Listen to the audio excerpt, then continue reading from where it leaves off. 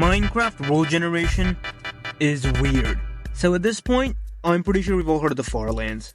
Once you get enough blocks away from spawn, about 12.5 million blocks to be exact, you start running into this extremely strange world generation phenomenon. The Farlands then continue to stretch for millions of blocks, and you can even find weird variations of them, such as the corner Farlands and the sky Farlands if you use mods. But in modern Minecraft on Java Edition, there really aren't any Farlands, as they were all patched in beta 1.8. But what about Bedrock Edition? Bedrock Edition is already weird, to say the least. And so are its Farlands.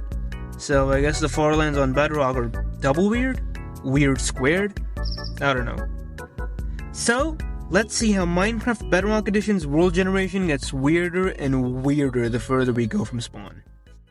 So here I am in a perfectly normal Bedrock Edition world, and it seems quite normal, nothing out of the ordinary, but let's see what happens when I teleport, I don't know, I suppose 100,000 blocks away from spawn. And nothing really happens, it's pretty normal, there's just a whole lot of water everywhere, and there's some land, yeah, so it's just a normal forest, nothing weird yet.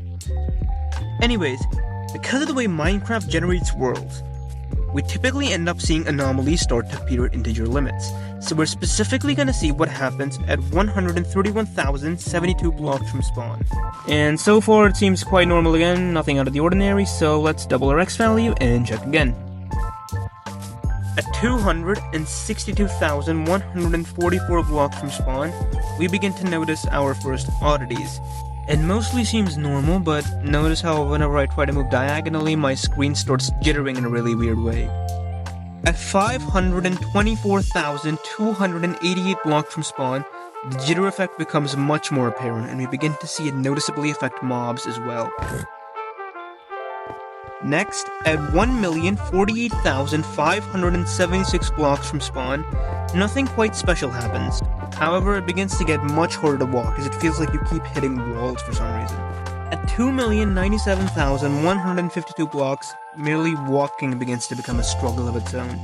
From this point onwards, the elytra and fireworks become the only practical methods of manual travel.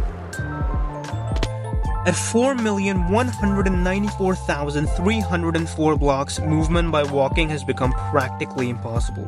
We also begin to see how textures such as grasses, torches, flowers, and even brewing stands become two-dimensional and begin glitching out in weird ways, like you can see right here. At 8,388,608 blocks from spawn, the ground itself begins to dissipate.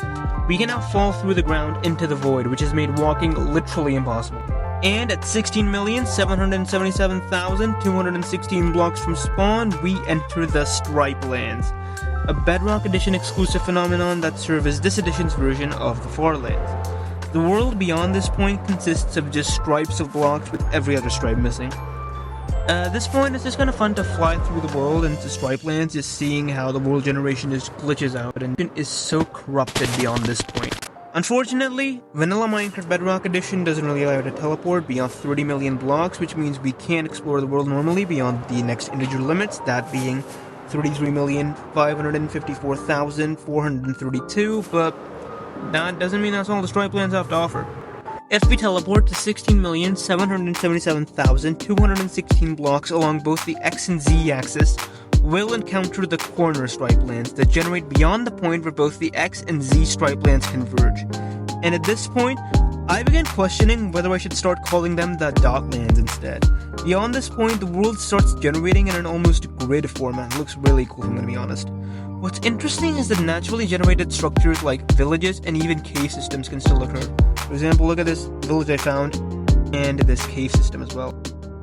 What's really interesting is that I heard some people saying that the Stripe Lands don't generate on negative coordinates, but when I tried teleporting to minus 16,777,216 blocks, I was able to find the Stripe Lands in much the same condition as they were on the positive axes.